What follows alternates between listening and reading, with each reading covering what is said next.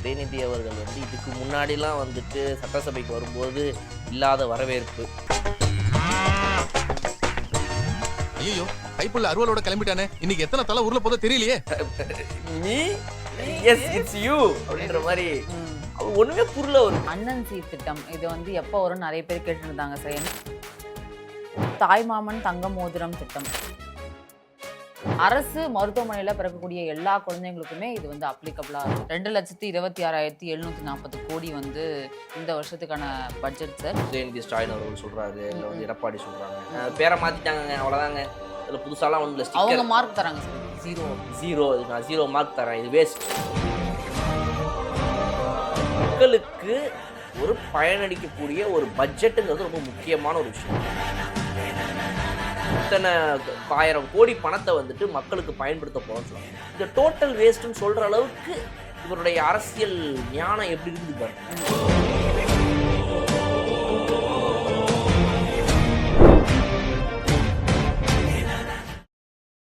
கண்ணாடி மேடை நேயர்களுக்கு வணக்கம். வணக்கம் சார். வணக்கம் புகழே, welcome back to the studio. Yes sir, நான் சொல்லணும் sir, welcome back to the studio. அதுவும் நல்ல ஒரு சூப்பரான டேல நம்ம திரும்ப ஒன்று வந்து சேர்ந்துருக்கிறோம். ரைட், நல்ல விஷயங்கள் நிறைய நடந்திருக்கு, சொல்லுங்க சார். தமிழ்நாடோட இந்த இயற்கான பட்ஜெட் வந்து தாக்கல் செஞ்சுருக்காங்க. தாவேக அரசோட முதல் பட்ஜெட் சார் இது. இதை வந்து மதிய வில்சன் அவர்கள் வந்து தாக்கல் செஞ்சுருக்காரு இன்னைக்கு. அதில் முக்கியமான விஷயம், அதுக்கு முன்னாடி உதயநிதி அவர்கள் வந்து இதுக்கு முன்னாடிலாம் வந்துட்டு சட்டசபைக்கு வரும்போது இல்லாத வரவேற்பு, கடந்த இந்த நிதிநிலை அறிக்கை தாக்கல் செய்யும்போது இல்லாத ஒரு வரவேற்பு இந்த முறை அவருக்கே புரியல. நீங்கள் நல்லா அது விஷுவல் பார்த்தீங்கன்னா, கார்லேருந்து இறங்கி வராரு, அவ்வளோ camera. Me yes it's you அப்படின்ற மாதிரி அவர் ஒன்றுமே புரியல. அவருக்கு என்னன்னா இன்னைக்கே பார்த்து இவ்வளோ கேமரா, அப்போ நேற்று நடந்த சம்பவம் உண்மையாகவே ஒரு நல்ல எஃபெக்ட் தான் போல இருக்குது அப்படின்னு சொல்லி இது பண்ணாங்க. ஸோ அதனால் இந்த நிதிநிலை அறிக்கைக்கு வந்ததுக்கும் இதுக்கும் நீங்கள் கம்பேரிசன் பார்த்தீங்கன்னா அவருடைய என்ட்ரி இந்த தடவை செம மாசான ஒரு என்ட்ரி. ஸோ அந்த whole credits goes to DMK உடைய கேடர்ஸ்ன்னு சொல்லலாம். கண்டிப்பாக. ஏன்னா வந்துட்டு தன்னை வந்து ஒரு ஃபிடல் காஸ்ட்ரோவாக நினைத்து கொண்டிருக்கும் திரு உதயநிதி அவர்களை ஒரு மிகப்பெரிய ஒரு மாபெரும் மேதையாக, ஒரு பெரிய போருக்கு போயிட்டு வந்தவர் மாதிரி ஒரு வரவேற்பு கொடுத்து, பூவெல்லாம் தூவி மலர் மாலையெல்லாம் போட்டு, வர வழியில் செங்கிப்பட்டி ஸ்டேஷனில் கையெழுத்து போட்டு அங்கேருந்து எல்லாத்தையும் விவரங்கள் வரும்போது வர வழியில் பார்த்தீங்கன்னா ஒரு குழந்தைக்கெல்லாம் பேர் வச்சுட்டு போகிறாரு. எனக்கு புரியல, நாடு எதை நோக்கினா போய்கிட்டு இருக்குது? ஒரு பெண்ணை வந்து மரியாதை இல்லாமல் பேசுகிறவங்களுக்கு இவ்வளவு மரியாதை கிடைக்குமா?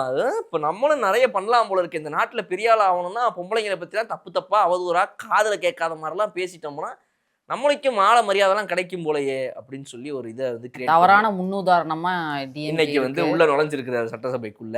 அந்த மாதிரி அவர் நுழையும் போது நடந்தது தான் வந்து மரியா வில்சன் அவர்களுடைய இது. போன முறை நிதிநிலை அறிக்கையில் மரியா வில்சன் அவர்கள் பேசினதை காட்டிலும் இதில் பார்த்தீங்க அப்படின்னா ஒரு விஷயம் என்ன அப்படின்னா, அவர் நல்ல இந்த ரொம்ப பெட்டராக பேசியிருக்காரு. அது வந்து திமுக காரங்களுக்கு என்னடா இது, இவரை கலாச்சிடலாம், இந்த மாதிரி வந்து இவருக்கு பேச தெரில, கிடுமாறுறான்னு சொல்லாருன்னு பார்த்தா இந்த தடவை கொஞ்சம் நல்லா ப்ரிப்பேர்டாக வந்துட்டார்.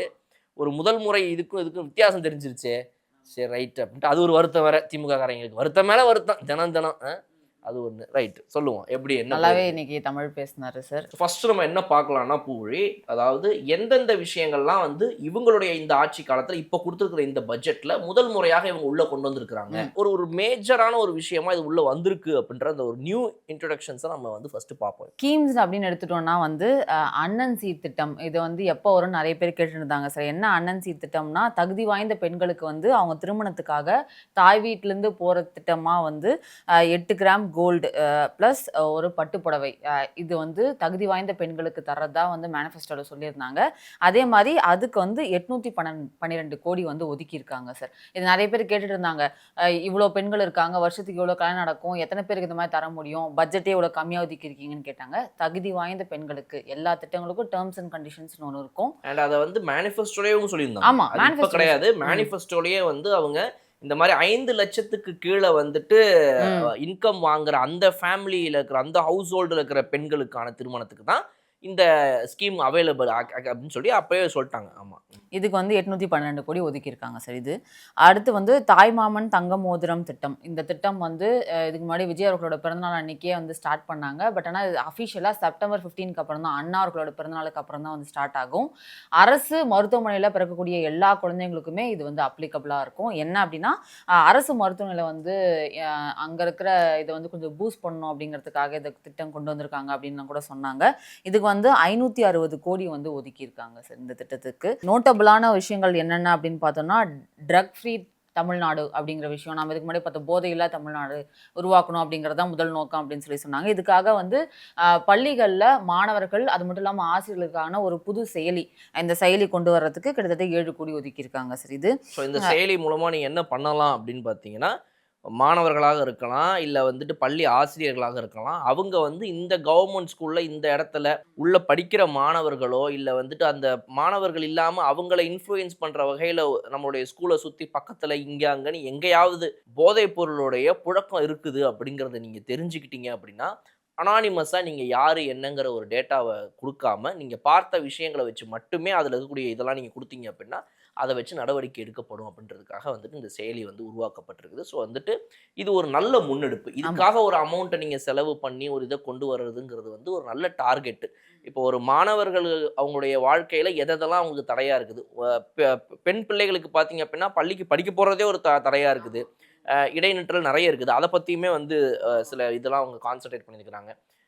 இந்த மாதிரி வந்து ஆண் பிள்ளைகளுக்கு பார்த்தீங்க அப்படின்னா, இந்த மாதிரி ஒரு 9ஆம் கிளாஸ் 8ஆம் கிளாஸ்க்கு மேலே போயிட்டாலே இப்போலாம் வந்து இந்த போதைப் பொருள் பழக்கத்துக்கான ஒரு அடிமையாகிற விஷயங்கள் நிறைய வந்து இதாகுது. ஸோ அதனால் அதை எப்படிலாம் ஸ்டாப் பண்ணலாம்?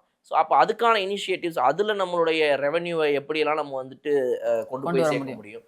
ஸோ அப்போ அதில் போய் நம்மளோட ரெவென்யூவை தூக்கி போடும்போது அது பல மடங்கு வந்து அந்த பள்ளி மாணவர்களுடைய பள்ளி கல்வியவும் சரி, இந்த சமுதாயத்துக்கும் வந்து ஒரு மிகப்பெரிய ஒரு மாற்றத்தை கொண்டு வருவதற்கான ஒரு முன்னெடுப்புங்கிறனால அதில் பணத்தை போடுறதுங்கிறது வந்து ஒரு நல்ல விஷயமா பார்க்கலாம். அதுக்கப்புறம் காமராஜர் சிறப்பு பள்ளிகள் அப்படின்னு சொல்லிட்டு பார்க்குறோம் சார். போர்டிங் ஸ்கூல்ஸ் மாதிரி ஒன்று கிரியேட் பண்ண போகிறாங்க. அங்கே படிக்கிற குழந்தைங்களுக்கு வந்து கல்வி, உணவு, சீருடைகள் எல்லாமே வந்து ஃப்ரீயாக கொடுக்கப்படும். 9 முதல் 12ஆம் வகுப்பு மாணவிகள் அப்படிங்கிற விஷயம் பார்க்குறோம். இதுக்கு வந்து 125 கோடி வந்து ஒதுக்கியிருக்காங்க சார். அது மட்டும் இல்லை, மடிக்கணினி திட்டம். இந்த திட்டம் வந்து இதுக்கு முன்னாடியே வந்து திமுக வந்து தேர்தல் வருது அப்படின்னு சொல்லிட்டு அவசரமாக கடைசி 3 மாசத்துக்கு முன்னாடி வந்து இலவச மடிக்கணினி திட்டம்னு ஒன்று கொடுத்தாங்க. காலேஜ் பசங்களுக்கு, ஃபைனல் இயர் பசங்களுக்கு அவங்களுக்கு எதுக்கு அதுக்கு முன்னாடி ப்ராப்பரா லேப்டாப் ஆக்சுவலா கொடுத்தது யாருன்னா அம்மா அவர்கள் கொடுத்துருந்தாங்க. 11th 12th முடிச்ச உடனே கொடுக்கணும்ன்றதுக்காக கொடுத்தாங்க. இப்போ இவர் என்ன பண்றாரு அப்படின்னா வந்துட்டு ஸ்கூல் பசங்களுக்கு நம்ம வந்துட்டு கொடுக்குறோம் அப்படின்ற ஒரு விஷயத்தை வந்து மடிக்கணினியை கொண்டு வராரு. ஆமா சார். வெற்றி மடிக்கணினி திட்டம் அப்படின்னு ஒரு விஷயம் கொண்டு வராங்க. இதுக்கு 2000 கோடி. இதுக்கு முன்னாடி டிஎம்கேவும் 2000 கோடி தான் ஒதுக்குனாங்க. இதுக்கு டிவிகேவும் இப்போ வந்து 2000 கோடி தான் ஒதுக்குறாங்க. இது ரொம்ப நல்ல விஷயம். ஏன்னா இப்போ நீங்க வந்து ஒரு 11th 12th படிக்கும்போது தான் வந்து நீங்க உங்களுடைய கரியருக்கான ஒரு அடுத்த விஷயத்தை ஸ்டார்ட் பண்றீங்க. ஆமா. இன்னுமே போய் ப்ரௌசிங் சென்டர்லையோ பக்கத்து வீட்லையோ எங்கேயோ போயிட்டு உங்களுடைய 12th ஸ்டாண்டர்டுக்கான மார்க்கை போய் பார்க்குறதுலேருந்து ஆரம்பித்து, அதுக்கப்புறம் அடுத்து நான் எங்கே போய் படிக்க போகிறேன்றதுலேருந்து ஆரம்பித்து நிறையா ஆகும். உங்கள் 11th 12th தான் நீங்கள் என்ன பண்ண போகிறீங்க 12th முடிச்சுட்டுங்கிறதுக்கான ஒரு கரியர் ஷேப்பிங்கான டைமே ஸ்டார்ட் ஆகும். அப்போ அந்த மாதிரி டைமில் ஒரு லேப்டாப் ஒரு ஸ்டூடெண்ட்டுக்கு கொடுக்குறது அப்படிங்கிறது எவ்வளோ யூஸ்ஃபுல் அப்படின்னா, அவங்க கொஞ்சம் கொஞ்சமாக நிறைய விஷயங்களை வெளியே என்ன நடக்குது என்ன போகுதுங்கிறத கற்றுக்கலாம், தெரிஞ்சுக்கலாம். ஃபோன்லேயே இன்டர்நெட் இருக்குது. பட் இருந்தாலும் நீங்கள் நிறைய விஷயங்கள் பார்த்தீங்க அப்படின்னா வந்து இப்போ நீங்கள் ஒரு ஃபோன்லேயே வந்து நீங்கள் ஒரு பேங்க் ஆப் நீங்கள் யூஸ் பண்ணுறீங்க, ஒரு HDFC app, axis bank app use பண்ணுறீங்கன்னா நிறைய ஃபீச்சர்ஸ்லாம் பார்த்தீங்க அப்படின்னா ஃபோனில் ஆப்பில் இருக்காது. அதை நீங்கள் ப்ரௌசரில் போய் தான் பண்ணுற மாதிரி இருக்கும். நீங்கள் ப்ரௌசரில் ஓப்பன் பண்ணி அந்த ஃபுல் ஸ்க்ரீனில் வச்சு பார்க்கும்போது உங்களுக்கு அதில் நிறைய ஆப்ஷன்ஸ் காட்டி இன்னும் தெளிவாக உங்களுக்கு புரியும். ஸோ அதனால் அதெல்லாம் இன்னும் கொஞ்சம் ஈஸியராக இருக்கும் அந்த ப்ரௌசர் வேர்ஷனுங்கிறது. ஸோ அதனால் ஒரு ப்ரௌசரில் ஒரு லேப்டாப்பில் ஒரு பெரிய ஸ்க்ரீனில் உட்காந்து நீங்கள் பார்க்கும்போது அதில் நீங்கள் நிறைய விஷயங்களை சர்ச் பண்ணி தெரிஞ்சுக்கிட்டு உங்கள் கரியரை அடுத்தடுத்த இடங்களுக்கு எடுத்துகிட்டு போகிறதுக்கு, உங்கள் எந்த காலேஜுக்கு போகலாம் என்னங்கிறது எல்லாமே வந்து மோர் தென் ஃபோன் ஒரு லேப்டாப்ன்றது ரொம்ப யூஸ்ஃபுல். அதை வந்து ஒரு ஸ்கூல் பசங்களுக்கு வந்து ஹையர் ஸ்கூல் படிக்கிற பசங்க கொடுக்கும்போது இட்ஸ் வெரி குட். ஆமாம், அடுத்தடுத்து காலேஜ் போகிறதுக்கு அந்த அப்ளிகேஷன்ஸ் ஃபில் பண்ணுறது எல்லாத்துக்குமே ரொம்ப யூஸ்ஃபுல்லாக இருக்கும். புதிய பயணம் புதிய வேகம் அப்படின்னு சொல்லிட்டு ஸ்கூல் ஸ்டூடெண்ட்ஸ் 11th ஸ்டூடெண்ட்ஸ்க்கு எல்லாத்துக்குமே வந்து பைசைக்கிள்ஸ் கொடுக்குறாங்க sir, with helmet with water bottle அப்படின்னு சொல்லிட்டு. இந்த 11th ஸ்டூடெண்ட்ஸ் எவ்வளோ பேர் கொடுக்குறாங்க? வாட்டர் பாட்டில் ஹோல்டர் இருக்கும். வித் வாட்டர் பாட்டில் மாதிரி தான் அந்த பிக்சர்ல போட்டுருந்துச்சு சார். எவ்வளோ ஸ்டூடெண்ட்ஸ் இருந்தாங்க அப்படின்னு பார்த்தோம்னா 5,32,200 ஸ்டூடெண்ட்ஸ்க்கு இது கொடுக்குறாங்க சார் மொத்தம். இதுக்கு முன்னாடியே சைக்கிள் கொடுத்தாங்க, அதை வந்து ஜெயலலிதா அம்மாவோட கொடுத்தாங்க. ஆட்சி அதுக்கப்புறம் டிஎம்கேபியில் தரல, அதை கண்டினியூ பெண்களுக்கு பண்ணல. அந்த லேடி பேர்ட் சைக்கிள் கொடுத்தாங்க. ஆமா. அதுக்கப்புறம் எடப்பாடி அவர்களே கண்டினியூ ஆமா, பண்ணல. கண்டினியூ பண்ணல. அது யாருமே கண்டினியூ பண்ணல. இப்போ இவங்க கண்டினியூ பண்ணியிருக்காங்க. அதுக்கு வந்து 277 கோடி வந்து ஒதுக்கியிருக்காங்க சார் இதுக்காக. அதுக்கடுத்து super clean and super campus அப்படின்னு சொல்லிட்டு ஒரு விஷயத்தை கொண்டு வராங்க சார். என்ன அப்படின்னா ஸ்கூல்ல வந்து டாய்லெட் ஃபெசிலிட்டிஸ், வாட்டர் ஃபெசிலிட்டிஸ், பேசிக்கா வந்து ஸ்கூல்ஸை வந்து கிளீனா மெயின்டைன் பண்ணும் அப்படிங்கிற ஒரு விஷயத்துக்காக. அது ரவுண்ட் தி கிளாக்னு வேற போட்டுருக்காங்க. அதுல ஆமா, எல்லா நேரமும் மெயின்டைன் பண்றது அப்படிங்கிற ஒரு விஷயத்துக்காக முதற்கட்டமா 10,000 ஸ்கூலுக்கு வந்து கொண்டு வர போறாங்க. இதுக்கு 139 கோடி வந்து ஒதுக்குறாங்க அப்படின்னு சொல்லியிருக்காங்க சார். இதுல முன்னாடி நீங்க சொன்ன அந்த போர்டிங் ஸ்கூல் வந்து காமராஜர் ஐயாவோட ஆமா, பேர்ல அந்த போர்டிங் ஸ்கூலுமே ஒரு நல்ல விஷயம். அதாவது கவர்மெண்ட் ஒரு போர்டிங் ஸ்கூல் கான்செப்டை கொண்டு வருது அப்படின்றது வந்துட்டு ரொம்ப சூப்பர்வான ஒரு விஷயம். அதை வந்துட்டு நீங்க ஏன்னா அது யார் யாருக்குன்னு பார்த்தீங்கன்னா 9th ஸ்டாண்டர்ட்லேருந்து 12th ஸ்டாண்டர்ட் வரைக்கும் இருக்கிற பசங்களுக்கு நம்ம வந்து செலக்டிவாக கொண்டு வர போகிறோம் அப்படின்ற மாதிரி சொல்கிறாங்க. ஸோ அதுதான் வந்து அவங்களுடைய நெக்ஸ்ட் ஸ்டேஜ் ஆஃப் லைஃப்க்கு போகிறதுக்கு முன்னாடி அந்த ஒரு 4 years ஆஃப் டைம். அந்த மாதிரி பசங்களுக்கு போர்டிங் ஸ்கூலில் நிறைய பேர் இப்போவே சேர்க்குறாங்க. ஏன் அப்படின்னா 10th வந்துட்டு நல்லா படிக்கணும், 12th நல்லா படிக்கணும், இவன் வீட்டுக்கு வந்து போனானா டிஸ்ட்ராக்ட் ஆகிடுறான், அங்கேயே தங்கி படித்தாதான் செட் ஆகும்னு சொல்லிட்டு இன்னுமே வந்துட்டு நாமக்கல், ஈரோடு, திருச்செங்கோடுன்னு சொல்லிட்டு அது ஒரு பெல்ட்டில் பார்த்தீங்கன்னா அதுக்குன்னே சில ஸ்கூல்கள்லாம் இன்னும் அந்த ஜெயில் வாழ்க்கை மாதிரி வச்சு ஓடிட்டு இருக்கிறதெல்லாம் இருக்குது.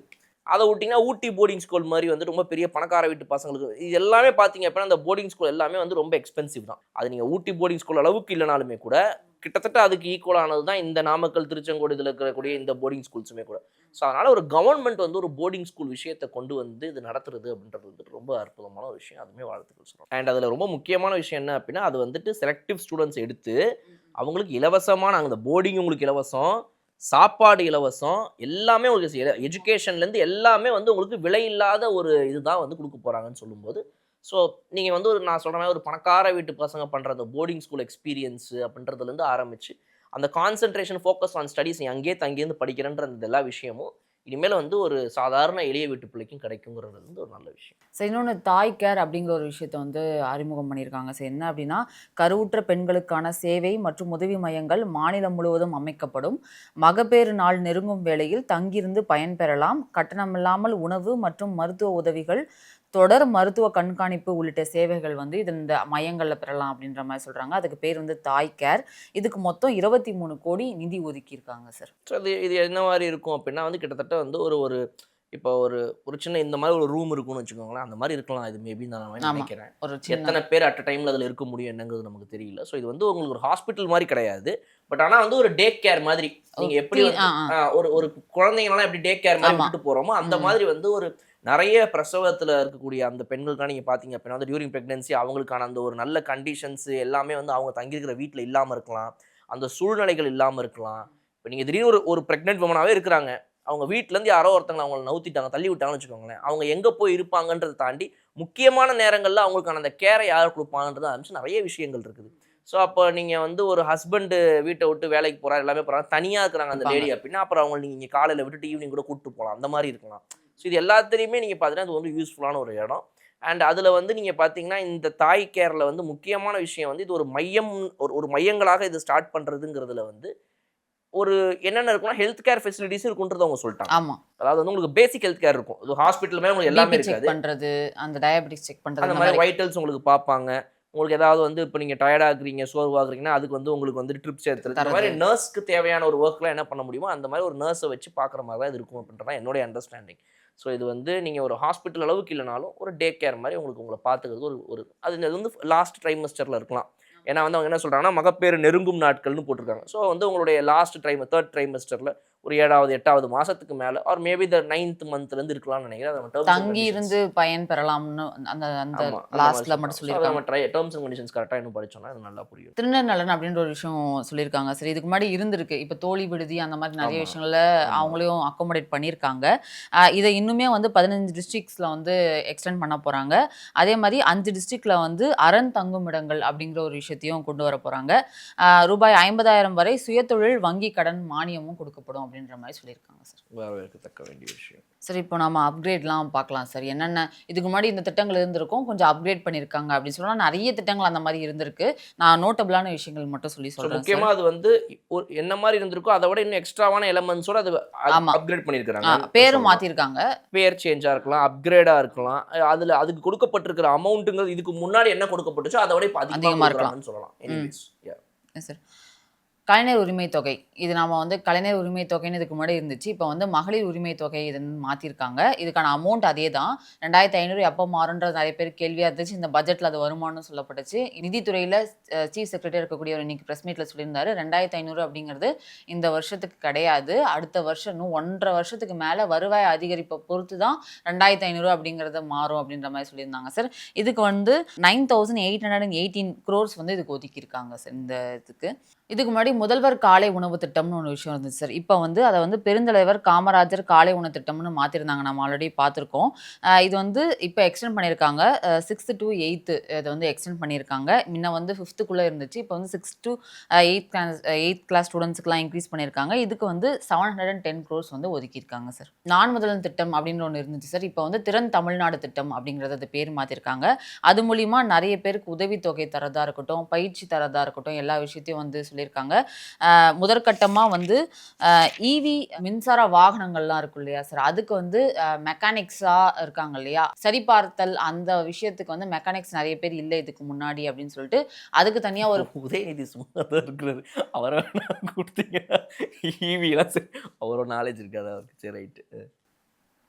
ஏன்னா எப்படியும் சேப்பாக்கம் தொகுதியெல்லாம் ஒன்றும் ஒரு போகிற மாதிரி தெரியல. சரி இப்போ இந்த வேலையை கொடுத்தா பண்ணிட்டு இருப்பாரு ரிலாக்ஸ்டா வீட்டில். அது ஒரு தப்பு கிடையாதுங்க. நான் ஒன்றும் இதுவாக புரியுது சார். என்னங்க ஒரு ஈவி வண்டிகளை சரி பண்ணுறதுங்கிறது வந்து சாதாரண விஷயமாங்க. அதுக்கு எவ்வளோ வந்து நுண்ணறிவு வேணும். அதனால தான் அவருக்கு அது வேண்டான்றேன். நானே சரின்னு சொல்லிட்டு நானே வேணாம்னு சொல்றது காரணமும் அதுதான். வேணாம் எதுக்கு அவர் ரிஸ்கில் இது பண்ணிட்டு அவர் ரிலாக்ஸ்டாக இருக்கட்டும். நோட்டபிளான இதுன்றதுனால அதை சொல்கிறேன் நான். 5 இயர்ஸில் வந்து இதுக்கு முன்னாடி 12,500 மெக்கானிக்ஸோட இன்க்ளூடாக நம்ம வந்து திறன் அவங்களுக்கு அந்த இது சொல்லி கொடுத்தோம் அப்படின்னா கிட்டத்தட்ட 22,500 பயனாளர்கள் வந்து இதில் இருப்பாங்க அப்படிங்கிற மாதிரி சொல்கிறாங்க. இது ஒரு விஷயம் மட்டும் நான் சொல்கிறேன். இந்த மாதிரி நிறைய விஷயங்கள் வந்து இதில் திறன் மேம்பாடில் நம்ம பார்த்த ஜேர்னலிசம், ஏஐ பற்றி சொல்கிறது, ஏஐலாம் வந்து ஸ்கூல் எஜுகேஷனில் இன்க்ளூட் பண்ணியிருக்காங்க. டிஎன் ஸ்பார்க் அப்படின்ற ஒரு விஷயம் இதுக்கு முன்னாடி இருந்திருக்கு சார், நம்ம பார்த்துருக்கோம். ஸ்கூல் ஸ்டூடெண்ட்ஸ்க்குலாம் வந்து ரொபாட்டிக்ஸாக இருக்கட்டும், ஏஐ விஷயமா இருக்கட்டும், கம்ப்யூட்டர் அப்ளிகேஷன்ஸ் எல்லாம் சொல்லி கொடுத்துட்டு இருந்தாங்க. இதுக்கு முன்னாடி 5000 பள்ளிகளை சொல்லி கொடுத்துருந்தாங்க சார். இப்போ அடிஷ்னலாக 2000 பள்ளிகளுக்கு வந்து விரிவாக்கம் பண்ண போகிறோம் அப்படின்ற மாதிரி சொல்லியிருந்தாங்க சார். ஏஐலாம் கற்றுக்கிட்டு இந்த மாணவர்கள்லாம் வந்து நல்ல நல்ல விஷயங்களை பண்ணணுன்றதுக்காக கற்றுக் கொடுக்குறாங்க. இப்போ இதே நீங்கள் பார்த்தீங்க அப்படின்னா டிஎம்கேல ஏஐலாம் கற்றுக் கொடுத்து வந்து இந்த மாதிரி வந்து ஃபோட்டோஷாப்பில் விஜய் அவர்கள் சிஎம்க்கு வந்து என்னென்ன மாதிரி கொம்பு வைக்கலாம், வண்டியில் போகிற மாதிரி ஃபோட்டோஷாப் பண்ண வைக்கலாம், அந்த மாதிரி நம்ம தவறாக கற்றுக்கலாம். இல்லை இந்த மாதிரி வந்து சரியான வகையில் வந்துட்டு பள்ளிக்கு மாணவர்களை வந்து வழி நடத்தி கொண்டு போகணும் அப்படின்னா அப்படியும் கொண்டு போகலாம். ஸோ 2 ஆப்ஷன் இருக்குது தமிழ்நாடு மக்களுக்கு. அப்படியும் போகலாம், இல்லை இந்த மாதிரி ஓட்டு போட்டு நல்ல முடிவு எடுத்து 2026 எப்படி கொண்டு வந்திருக்கீங்களோ இந்த மாதிரி ஒரு கவர்மெண்ட்டை கொண்டு வந்து இந்த வழியிலையும் போகலாம். திரும்பவும் இதே வழியில தான் போகணுமான்றது 2031 அவங்க முடிவு பண்ணுவாங்க. அதை நீங்கள் கொண்டு வருவீங்கன்னு நான் நினச்சேன் சார். 2031 இதை எப்படி வருவாங்க அப்படின்னு. இல்லை நான் வந்துட்டு என்னுடைய தலைவர் வந்துட்டு இந்த மாதிரி வந்து ஒரு பெண்களை பற்றி அசிங்கமாக பேசிட்டு அவரை போலீஸ் பிடிச்சிட்டு போகும்போது நான் மண்ணெண்ணெய் எடுத்து மேலே ஊற்றிக்கிட்டு கொளுத்துற மாதிரி நடிப்பேன், யாராவது தடுப்பாங்களா இல்லையா அப்படின்ட்டு. இது இந்த மாதிரிலாம் என்ன சரி வேணாம். நான் நேற்றோட சம்பவத்தை விட்டு இன்னும் வெளியே வரலை. அதுக்கு ஒரு 2 நாள் டைம் கொடுத்துருந்தாங்கன்னா இன்னும் கொஞ்சம் நல்லா அடின்னு அடிச்சுட்டு அப்புறமா போகலான்னு பார்த்தேன். பட் இந்த 5ஆம் தேதிக்கு முன்னாடியே இது நடந்தனால வந்து கொஞ்சம் இந்த நிதி இந்த மேட்டர்லாம் வந்துருச்சு. இப்போ பட்ஜெட்டு சரி நம்ம பட்ஜெட்டுக்கே போவாங்க. சென்னை மாநகர இளைஞர் மற்றும் குடும்ப வீட்டு வசதி திட்டம் அப்படின்ற ஒரு விஷயத்துல வந்து மை ஹோம் அப்படிங்கிற ஒரு திட்டம் வந்து அறிமுகமாகும் அப்படின்னு சொல்றாங்க. இதுல என்ன அப்படின்னா பிபிபி முறையில் ரூபாய் 15,000 கோடி முதலீடு அப்படின்னு சொல்றாங்க சார். அடுத்த 7 ஆண்டுகள்ல வந்து 1 லட்சம் வீடுகள் இதுல கட்டப்படும். குறைந்த வருமான குடும்பங்கள் மற்றும் இளைஞர்களுக்கு பாதுகாப்பான தரமான குடியிருப்புகள் வழங்கணும் அப்படிங்கிறது தான் இதோட உறுதியான முடிவு. இதில் வந்து ரூபாய் 3,500 கோடி வயபிலிட்டி கேப் ஃபண்டிங் அப்படின்ற மாதிரி விஷயத்தை வந்து சொல்லியிருக்காங்க சார். சரி, இது வந்து வீட்டு வசதி அந்த திட்டத்தில் வருது. பட் இருந்தாலும் இளைஞர்களுக்கான ஒரு விஷயமாக இதில் வந்து ஆடடாக மேட்டர் சொல்கிறாங்க. இன்னும் டீட்டெயில்டாக போக போக திட்டங்கள் வரும்போது நமக்கு என்னன்றது தெரியும். அதே மாதிரி இதுக்கு முன்னாடி கலைஞர் கனவு இல்லம்னு ஒன்று இருந்துச்சு சார், அந்த வீடு கட்டுற திட்டம். அதை வந்து இப்போ மாற்றி பணமாக இருக்குமா? இல்லை சார், இந்த 3 சென்ட்ல வீடு கட்டி கொடுப்பாங்க. வெற்றி வீடு திட்டம் அப்படின்னு ஒரு விஷயம் சார். அதை இப்படி மாத்திட்டு புதிய மாநில வீட்டு வசதி திட்டம் வெற்றி வீடு திட்டம் அறிமுகமாகுது. வீட்டு அழகு தொகை ரூபாய் 3.10 லட்சத்தில் இருந்து 5 லட்சமாக உயர்வு. முதல் ஆண்டிலேயே 70,000 வீடுகளுக்கான ஒப்புதல் வழங்கப்பட்டிருக்கு அப்படின்னு சொல்றாங்க.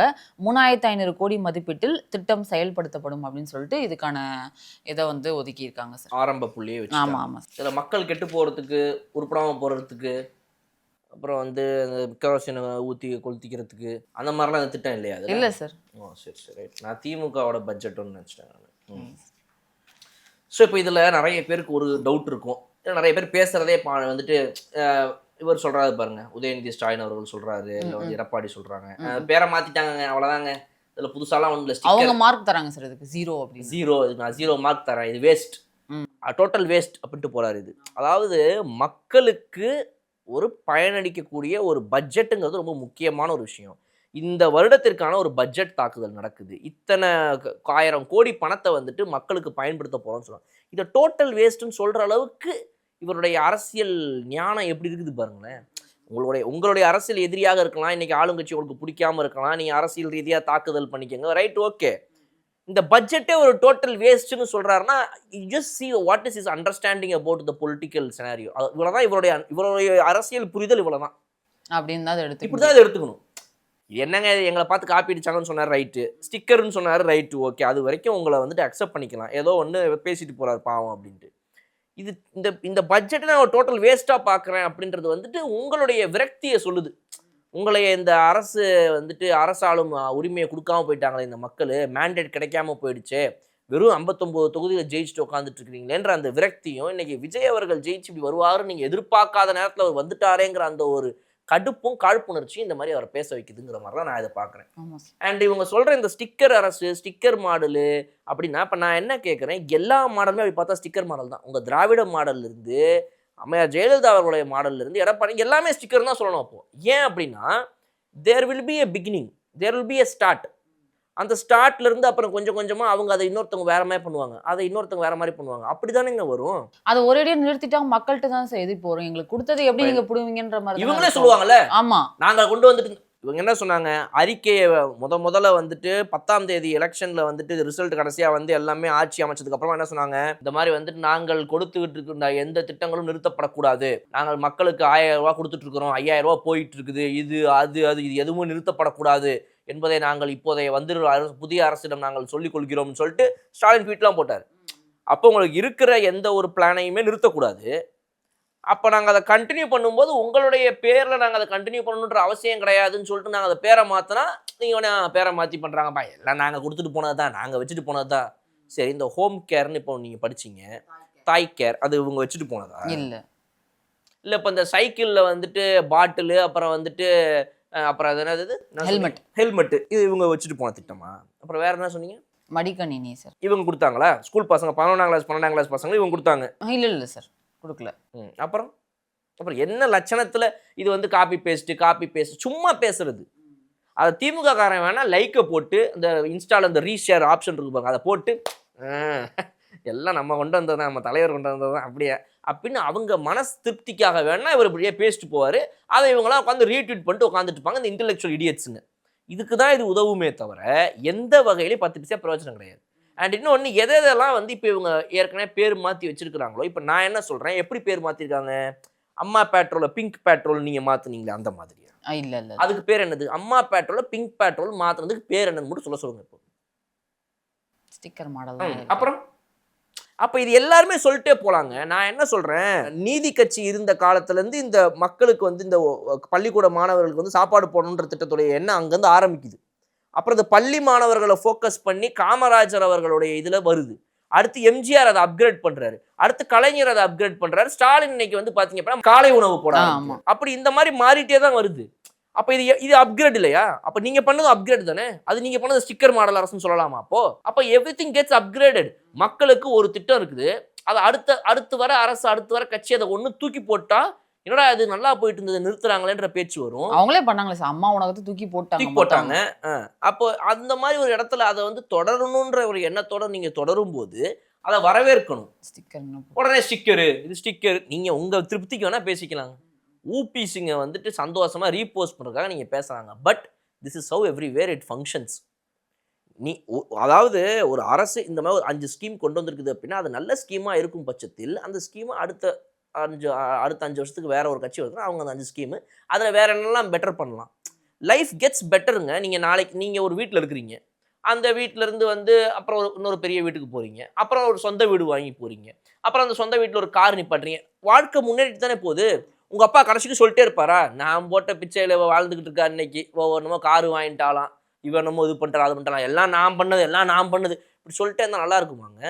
அப்போது ஒரு ஆரம்ப புள்ளி ஒரு இடத்துல இருக்குது, அது அடுத்த கட்டங்களுக்கு நகர்ந்து போகுதுன்னா அதை எப்படி வந்து இது நான் தான் எப்படிங்க உரிமை கொண்டாடு? மோரோவர் உங்க வீட்டு பணத்துல நீங்க பண்ணீங்களா? நான் தெரியாம கேட்கிறேன்.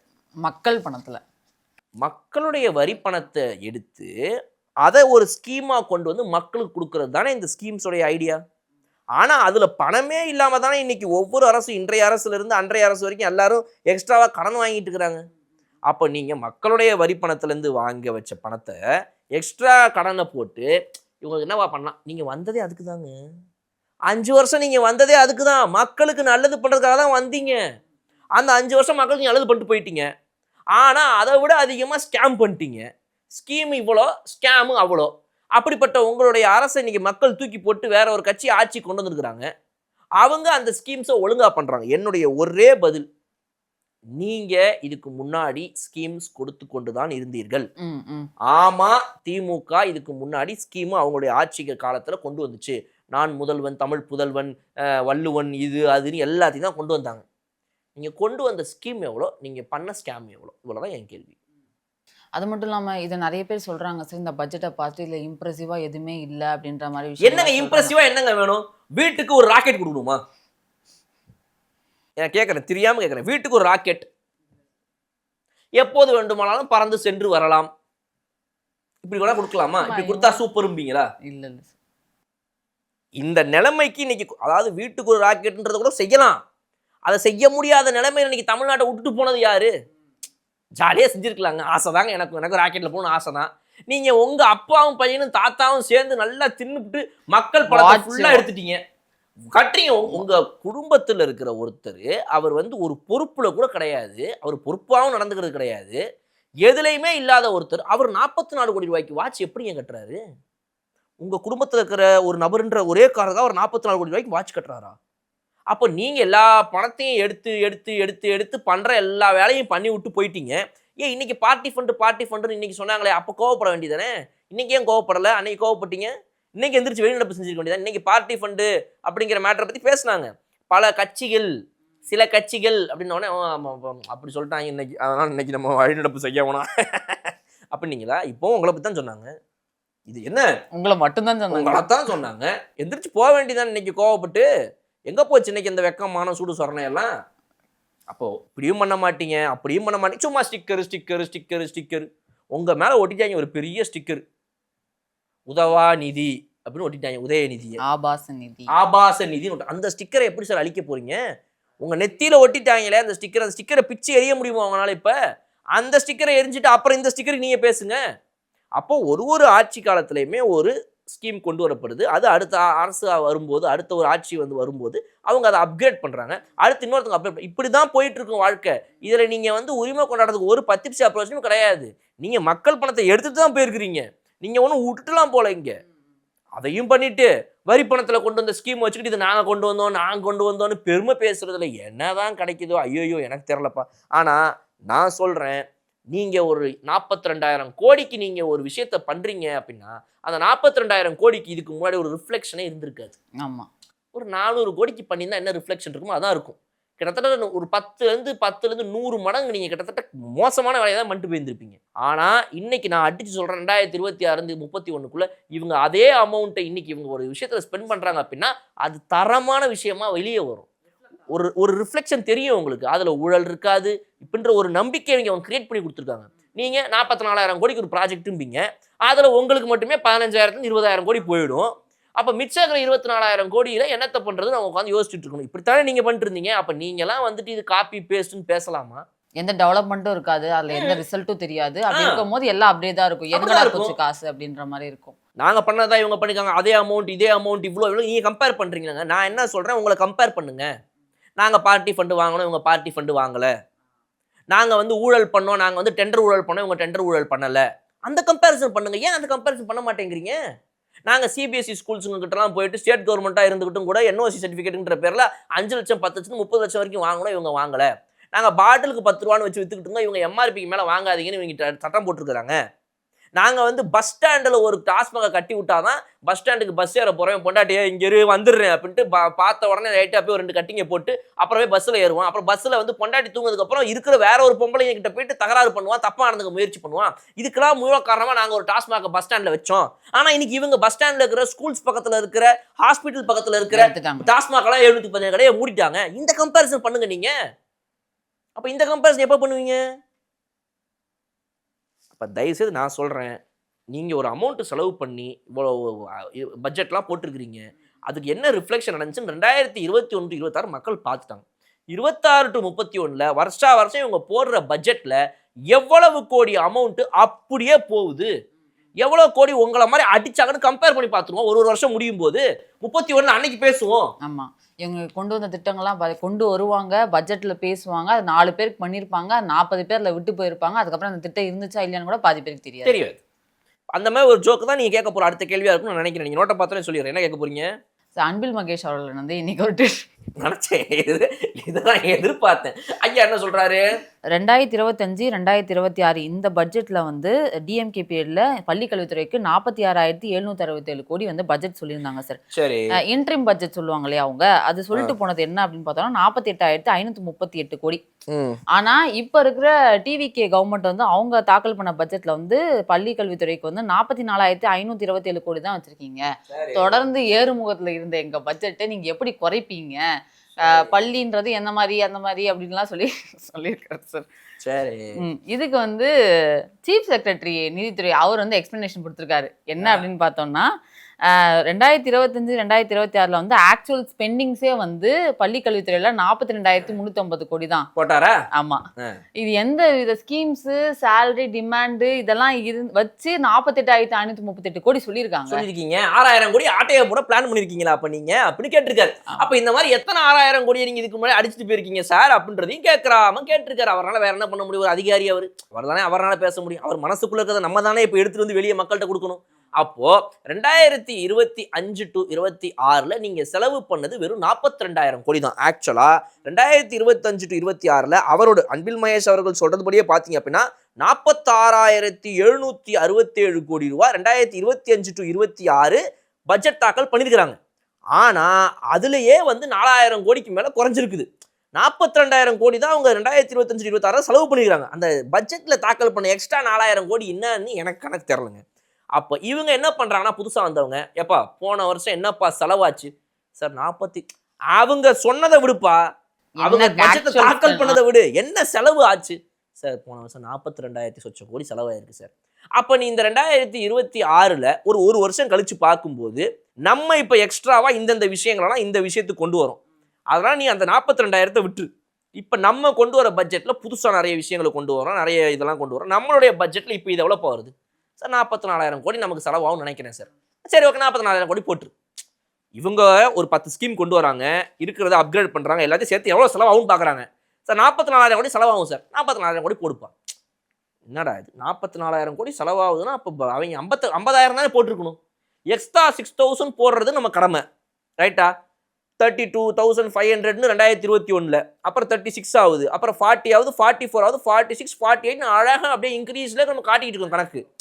இவங்க என்ன பைத்தியக்காரங்களா இருப்பாங்க போல இருக்குது. 44,000 போடுறானுங்க, காட்டுறது இல்லையா? நம்ம இப்போ 48 நிறுத்தி இருக்கிறோம். நம்ம வந்து இந்த இன்டரிம் பட்ஜெட் நீங்க ஒன்று சொன்னீங்க, அது என்னங்கிறது மக்களுக்கு நம்ம சொல்லிடுவோம். ஏன்னா இன்டரிம் பட்ஜெட்னா இடைக்கால பட்ஜெட். என்னன்னா இப்போ 2025 to 26 இவங்க ஆல்ரெடி பட்ஜெட்டை தாக்கல் பண்ணி அந்த வருஷத்தை முடிச்சுட்டாங்க.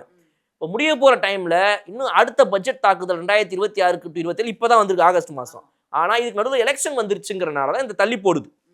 அப்போ இந்த எலெக்ஷன் டைமில் எக்ஸிஸ்டிங்காக இருக்கிற ஆட்சியில் இருக்கிறவங்க என்ன சொல்கிறாங்க அப்படின்னா, நாங்கள் ஒரு இடைக்கால இதை கொடுக்குறோங்கிறது அவங்களுடைய இது மரபு எப்பவும் பண்ணுறது, அவங்களுடைய பொறுப்பும் கூடாது. அவங்க வந்து இடைக்கால பட்ஜெட், அதாவது 2026 to 27 இப்படி நடப்பதற்கான வாய்ப்புகள் இருக்குது, இவ்வளவு பணம் தேவைப்படலாம் அப்படின்றத அவங்க சொல்கிறாங்க. அந்த ஆட்சிக்கு வந்த புதுசுல அந்த கட்சியினால ஒருவேளை தாக்கல் பண்ண முடியாமல் போயிடுச்சுன்னா அது வரைக்கும் நடக்கணும்ல, அது வரைக்கும் ஃபங்க்ஷனிங் எந்தெந்த டிபார்ட்மெண்ட்டுக்கு எவ்வளோ செலவு போகணுன்றது, அதனால அவங்களுடைய டேட்டா படியே நடந்துகிட்டு இருக்கும். அவங்க ஆட்சிக்கு வந்ததுக்கு அப்புறம் வேணும்னா அந்த அமௌண்ட்டை மாத்திக்கலாம். அப்படி மாத்தி விட்டது தான் இப்ப குறைச்சு விட்டுருக்காங்க இவங்க. அதனால வந்து இப்ப சட்டம் எப்படி வேலை செய்து பாருங்க நீங்க. இடைக்கால பட்ஜெட் ஒன்று போடுறதுல எவ்வளவு நல்லது இருக்குது பாருங்க. இதே 2026 to 27க்கு அவங்க கொடுத்த ப்ரொஜெக்ஷன் 48,500 கோடி. அவங்கள விட இவங்க நிறைய எக்ஸ்ட்ரா ஸ்கீமே கொண்டு வந்திருக்கிறாங்க. எக்ஸ்ட்ராவா கவர்மெண்ட் செலவு பண்றேன்னு சொல்லுது, நிறைய புது புது திட்டங்களை கொண்டு வருது. ஆனாலும் அவங்களோட 4,000 கோடி எக்ஸ்ட்ராவா கொடுக்காம கம்மியா கொடுத்துருக்காங்க. அது எப்படி? அதுதான் இப்படி திமுக மாடல் அரசு அப்படி, தாவேகா மாடல் அரசு இப்படி. பணத்தை அடிக்கணும்னு நினைக்கிற கதை அப்படி, பணத்தை மக்களுக்கு மட்டுமே கொண்டு போய் சேர்க்கணும்னு நினைக்கிறது இப்படி. நடிப்பு அரக்கன் மாட்டிக்கொண்டார் ட்வீட் போட்டு அப்படின்னு சொல்லிட்டு நிறைய பேர் கேட்குறாங்களா? சரி, ரைட். அதுதான் வந்து விஷயங்க. ஸோ 25 to 26லயே நீங்க வந்து கிட்டத்தட்ட செலவு பண்ணதும் இதுல வந்து வெளியே வந்துருச்சு. ஆமா ஆமா 42,000 போன வருஷம் செலவு பண்ணாங்க. நான் தான் சார் அதிகாரி இங்க இருக்கேன், நானே சொல்றேன். 42,000 crore ஒன்லி ஸ்பெண்ட். பட் பட்ஜெட்டை தாக்கல் பண்ணது 46. அந்த அடிப்படையில் நாங்கள் வருஷம் 2,000 கோடி 4,000 கோடி ஏற்றுறதுங்கிறது வழக்கம். அது மாதிரி ஏற்றலான்னு தான் சொன்னோம். புதுசாக வந்துருக்கிற அமைச்சர் இப்படி மேலே கீழே பார்த்துட்டு நான் சொல்கிறத செய்யினார், நாங்கள் செஞ்சுட்டோம் சார், போன தடவை என்ன செஞ்சுட்டு இருந்தாங்க சொல்லிட்டோம் சார் அப்படின்ட்டாங்க. இது தேவையா உங்களுக்கு? நீங்கள் இந்த மாதிரி இந்த டேட்டாவெல்லாம் ரெடி பண்ணி ஒரு ஃப்ளோ சார்ட்லாம் ரெடி பண்ணி பை சார்ட்லாம் ரெடி பண்ணி போடுற டைமுக்கு கம்முன்னா இருந்துருக்கலாம். இதுக்கு வேற லைக்கு இந்த ரீட்வீட் முகங்கள்லாம் வேற என் அக்கௌண்ட்டில் சுற்றிட்டு இருக்குதுங்க நிறைய, இந்த இன்டெலெக்சுவல் இடியட்ஸுங்க. இந்த இதுங்களை என்னத்த பண்ணுறதுன்னு தெரியல சார். இந்த வருஷத்துக்கான மொத்த பட்ஜெட் எவ்வளோ அப்படின்னு பார்த்தோம்னா, பட்ஜெட்டோட மதிப்பு சொல்கிறேன் சார், 2,26,740 கோடி வந்து இந்த வருஷத்துக்கான பட்ஜெட் சார்.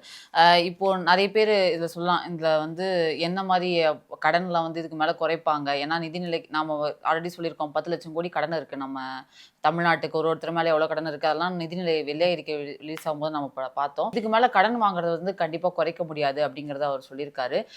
வேணும்னா அவங்க பார்ட்டி ஃபண்ட்ஸ் இந்த ஊழல்லாம் பண்ணாங்க இல்லையா, அதெல்லாம் வேணா வருவாயா இங்க மாறும். ஸோ நம்ம அதில் வேணா ஏதாவது ஒரு ப்ராக்ரெசிவாக நம்ம பார்க்க முடியும் இதில். பட் ஆனால் எந்த வித கடன் வாங்குறத வந்து கம்மி பண்ண முடியாது அப்படிங்கிறத அவரே சொல்லியிருக்காரு. 50 வருஷம் ஆனாலும் குறைக்க முடியாது அப்படின்ற மாதிரி சொல்லியிருக்காரு. அவர் வந்து ரியாலிட்டியை சொல்றாரு. அது கீழே நிறைய பேர் கேட்கறாங்க, இதை அவங்க அமைச்சரே சொல்லிட்டு போயிருக்க வேண்டியதானே. இந்த விஷயத்த நாளை சொல்லாம நேக்கா நழுவுறாரு அவரு. அப்ப தெரியுதா கடன் வாங்குறது எப்படி என்ன ஏதுங்கிறத உங்களுக்கு இன்னைக்கு புரியுதா அப்படின்றாங்க. நான் என்ன கேட்கிறேன், நீங்க தான் RS பாரதி அவர்கள் தான் ஒத்தமீசையில விட்டுக்கிறேன்னு சவால் இருக்காரு. 10 லட்சம் கோடி நாங்க நிறுத்திட்டு போயிருக்கோம். நீங்க அது தங்கம் தென்னரசா ரைட், ஓகே, மன்னிச்சுக்கணும், ரைட். இப்ப அவங்க என்ன சொல்றாங்க அப்படின்னா 10 லட்சம் கோடியில் நிறுத்திருக்கிறத நீங்க 20 லட்சம் கோடியில வந்து நிறுத்தலனா என்னன்னு பாத்துக்கோமான்னு சவால் விட்டு போயிருக்காங்க. அரசியலை விட்டு விலகிக்கிறேன்றாரு. அந்த ஆசை எங்க எல்லாருக்கும் இருக்குதா பார்க்கணும்னு. அது நீ விரைவில் நடந்துரும் தான், அவனுக்கு கவலை வச்சுக்கோங்க. பட் நான் என்ன சொல்றேன், இதனாலலாம் நீங்க விலக வேண்டியது கிடையாது. நீங்க எப்ப எலெக்ஷன் நின்னாலே 31 எவனும் ஓட்டு போட மாட்டாங்க. 31 திமுக கதை முடிஞ்சு போச்சுன்னு வச்சுக்கோங்க. இந்த மாதிரிலாம் ஒரு ஆட்சி நடந்துச்சுன்னு வச்சுக்கோங்களேன். பட்ஜெட் தாக்கல் பண்ணனாலே ஒரு எக்ஸ் மினிஸ்டர் வந்து அவராகவே வாலண்டரியா வந்து ஒரு டேட்டாவை கொடுத்து அடிச்சு விடுறா அப்படின்னு சொல்லி அடி வாங்கிட்டு போற நிலைமையில இருக்கும்போது இவங்கெல்லாம் திரும்ப 31 ஆட்சிக்கு வருவாங்களான்றதை நீங்க கணக்கு போட்டு பார்த்துக்கணும். அப்போ நான் என்ன கேட்குறேன், 10 லட்சம் கோடிங்கிறது 20 லட்சம் கோடி ஆகணும், ஆகாதா அப்படின்னு நீங்க சவால் விடுறீங்க நீங்க.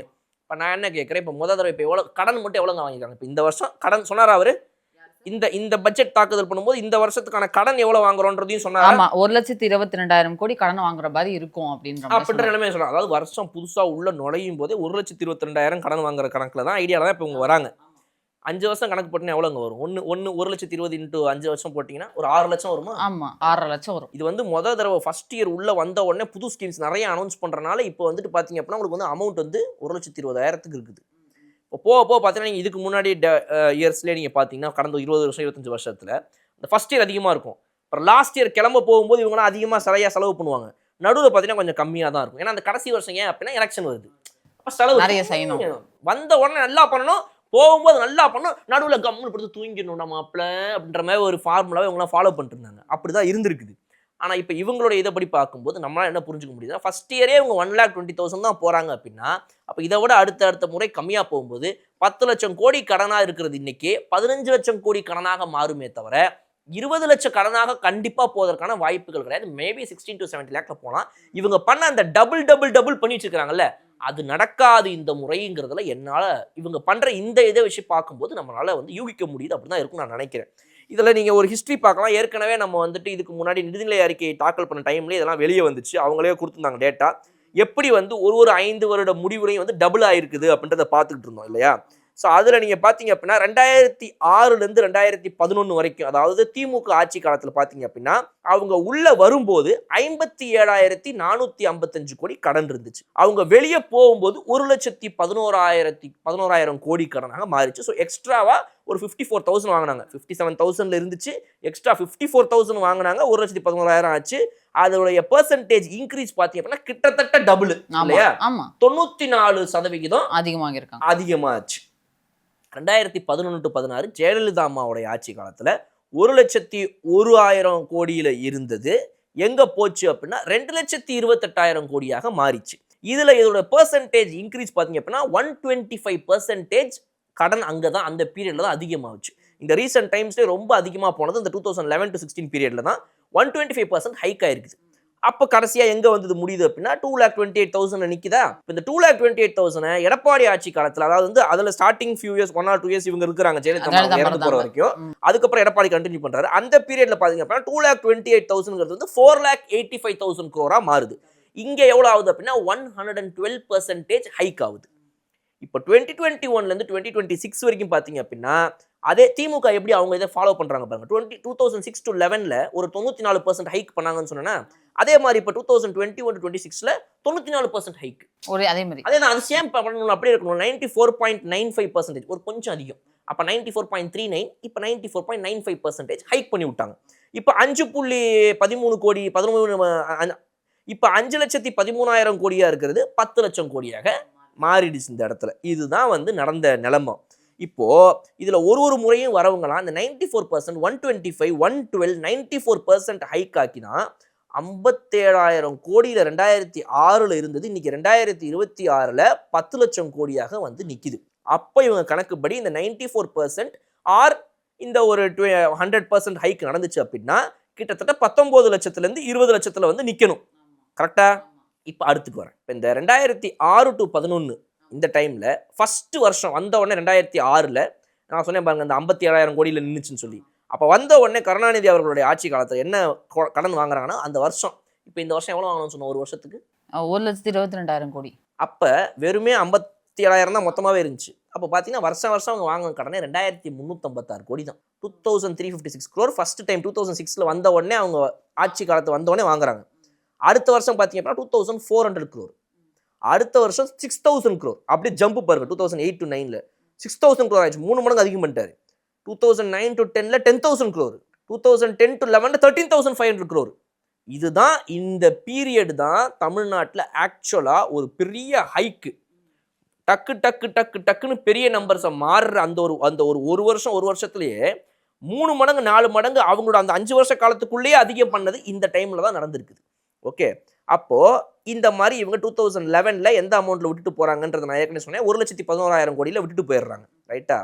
இப்போ இதை நான் ஏன் சொல்றேன்றதை சொல்றேன். 2011 to 12 அந்த டைம்லையுமே இவங்களுடைய வேல்யூ எப்படி இருந்திருக்கு பாருங்க. ஏடிஎம்கே இது 17,000 crore வாங்குறாங்க, 16,000 crore வாங்குறாங்க, 25,000 crore வாங்குறாங்க, 27,000 crore வாங்குறாங்க, 32,000 crore வாங்குறாங்க. இப்படிதான் கடைசியில அவங்க போய் நிப்பாட்டுறாங்க 5 வருஷத்தை. இந்த கடைசி வருஷம் மட்டும் எல்லாருமே ரொம்ப அதிகமா வாங்கிடுறாங்க. அடுத்து 2016ல பாத்தீங்க அப்படின்னா ஜெயலலிதா அம்மா திரும்ப வந்துட்டு அங்க 32,000 கோடி வாங்கி முடிச்சுட்டு போனாங்களா, திரும்ப அவங்களே ஆட்சிக்கு வராங்களா, வந்த உடனே 61,000 கோடி வாங்குறாங்க. அடுத்து திரும்ப அப்படியே கம்மி பண்ணிட்டு 39,500 கோடி தான் வாங்குறாங்க 17ல. அப்புறம் 44,000 கோடி வாங்குறாங்க, அப்புறம் 60,000 கோடி வாங்குறாங்க. முடிக்கும் போது 93,000 கோடியில அந்த வருஷம் வாங்கி முடிக்கிறாங்க. இந்த 2021 காலத்துல நடந்ததெல்லாம் பீட் பண்ற அளவுக்கு தான் எங்க தலைமை வந்து ஒரு அடி அடிச்சுட்டு போனாரு 2021லேருந்து 2026 வரைக்கும். இப்போ அவங்க வந்து 62,000ல விட்டு போனாங்க, அப்புறம் 95ல விட்டு போனாங்களா, 95,000. தலைமை வந்த உடனே பார்த்தீங்கன்னா 87,000 crore தான் ஓப்பனிங்கே பண்ணுறாரு. அடுத்த வருஷமும் 87,000 கோடி, அடுத்த வருஷம் 95,000 கோடி. 2024 to 5ல பார்த்தீங்கன்னா 1,55,000 கோடி, அது ஒரு ஜம்ப்பு. அப்புறம் பார்த்தீங்கன்னா முடிச்சுட்டு போகும்போது 1,62,000 தான் இப்போ கடைசி வருஷத்தில் வாங்கி டோட்டலாக வந்து ஒரு 10 லட்சத்தில் நிறுத்திட்டு போனார். இப்போ நான் என்ன கேட்குறேன், இந்த லோன் ஏன் அதிகமாகுதுன்றது ஒன்று இருக்கும்ல. அது ஏன் அவங்க 2000ன்றாங்க, அப்புறம் 4000, அப்போ 8000, 10,000 இப்படியே போய் இன்னைக்கு வருஷம் ஏன் அது அதிகமாகுதுன்றது இருக்குல்ல. இதுல சில டிசைடிங் ஃபேக்டர்ஸ் இருக்குது. ஒன்று பார்த்தீங்க அப்படின்னா, இவங்களுடைய அதிகமான ஸ்கீம்ஸ் உள்ள கொண்டு வர்றதுலேருந்து ஆரம்பிச்சு எல்லா அரசும் பண்றது, இப்போ தாவேக்கா வரைக்கும் ஸ்கீம்ஸை நிறைய உள்ள கொண்டு வர்றது, அதை வச்சு தான் இந்த ஓட்டை எப்படியாவது வாங்க முடியுன்ற ஒரு விஷயம் இதுல இருக்குதுன்றது ஒன்று. ரெண்டாவது பார்த்தீங்க அப்படின்னா வந்து அவங்க ஏற்கனவே வாங்கி வச்ச கடன் இருக்குதுல்ல, அந்த கடன் காம்பவுண்ட் இன்ட்ரெஸ்ட். ஸோ அந்த வட்டி அவ்வளோ வட்டி கட்ட வேண்டியது இருக்கு. அந்த வட்டி வாங்குறதுக்கு ஒரு கடன். இப்போ இந்த ஜோக் புரியுதா உங்களுக்கு? இந்த மாதிரி தான் வருஷம் இவங்களுடைய கடன் இவங்க வேற வழியே இல்லாமல் அதிகம் பண்ணி ஆகணும்னு வாங்கிட்டு இருக்கிறாங்க. அப்போ அதை நீங்கள் எங்கே குறைக்க முடியும் அப்படின்னா 2 வழி தான் இன்னைக்கு தாவேக்காக்கு இருக்குது. ஒன்று, அவங்க ஏற்கனவே பண்ணிட்டு இருக்கிற ஒரு தூய அரசியல் பண்ணணுன்ற அந்த ஸ்டெப்பு. ஹோப்ஃபுல்லி நம்ம எல்லாரும் நம்பும் வகையில் அவங்க பண்ணுறது எல்லாமே வந்துட்டு ஒரு 5 வருட முடிவு வரைக்கும் ஒரு நேர்மையான தூய்மையான அரசியல் அவங்க பண்ணுவாங்க. பண்ணி அது மூலமாக மக்களுக்கு நல்லது நடக்கும். நமக்கு எங்கெங்கெல்லாம் வருவாய் இன்னும் வரும்னு இவங்க சொல்கிறாங்களோ இந்த அறிக்கை தாக்கல் பண்ணும்போது கூட, அந்த அளவுக்கு அந்த வருமானம்லாம் கவர்மெண்ட்டுக்கே கஜானாக்கே வந்துச்சு அப்படின்னா ரொம்ப நல்லது. கரெக்டாக பண்ணிட்டுக்கிறாங்க, நம்புவோம். இது ஒன்று. ரெண்டாவது, இதை வந்து மக்கள் சொல்கிறாங்க. இப்போ இந்த ரெண்டாவது முக்கியமாக தாவேக்கா அரசு பண்ணலாம். என்ன அப்படின்னா, இந்த தங்க மோதிரம், அப்புறம் இந்த சிலிண்டரு, பட்டுப்புடவை, அண்ணன் சீரு, உரிமை தொகை 2500 ரூபா, இந்த மாதிரி விஷயங்கள் எல்லாம் வந்துட்டு எங்களுக்கு வேண்டாங்கன்ட்டு இன்னைக்கு காலையில் இந்த பட்ஜெட் தாக்குதலுக்கு முன்னாடி காலையில் 8-9 மணிக்கெல்லாம் ட்விட்டரில் வருது.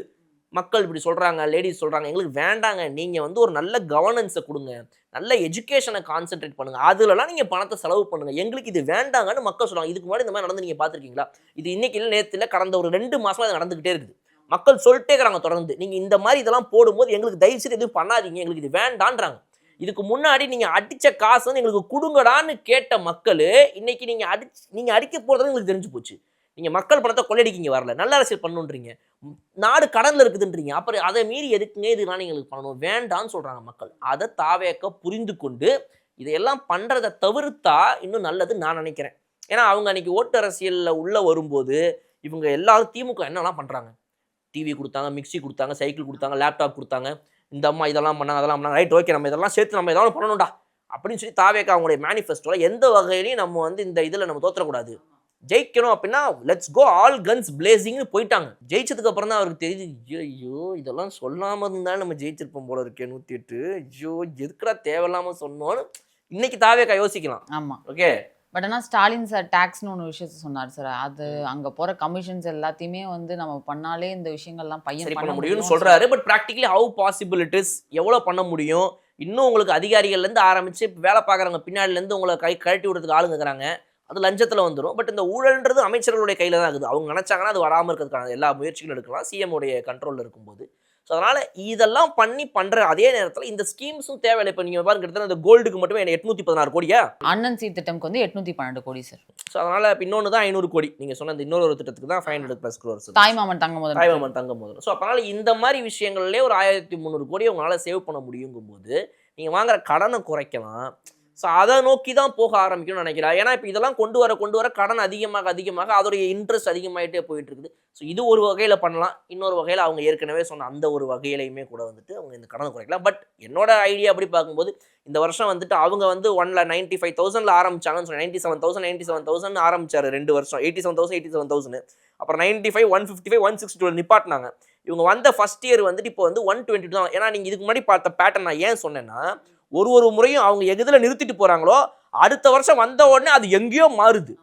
ஜெயலலிதா அவர்களே 2016 விட்டுட்டு போன நம்பர்லேருந்து டபுள் மடங்கு கிட்டத்தட்ட ஏற்றி தான் அடுத்த வருஷமே அவங்க வந்து ஒரு கடனை வாங்குறாங்க. அப்போ அப்படி போயிட்டு இருந்த இடத்துல இவருமே வந்து பார்த்தீங்கன்னா 21 அது மாதிரி தான் பண்ணுறாரு. ஆனால் இன்னைக்கு இவங்க விட்டுட்டு போன நம்பர் 1,62,000 crore 2025-2026 வாங்கின கடன். ஆனால் இவங்க வந்த உடனே நீங்கள் பார்த்தீங்கன்னா 1,20,000 தான் வாங்கியிருக்காங்க. ஆமாம். ஸோ அதுலேயே உங்களுக்கு ஒரு பெரிய சேஞ்ச் தெரியுது.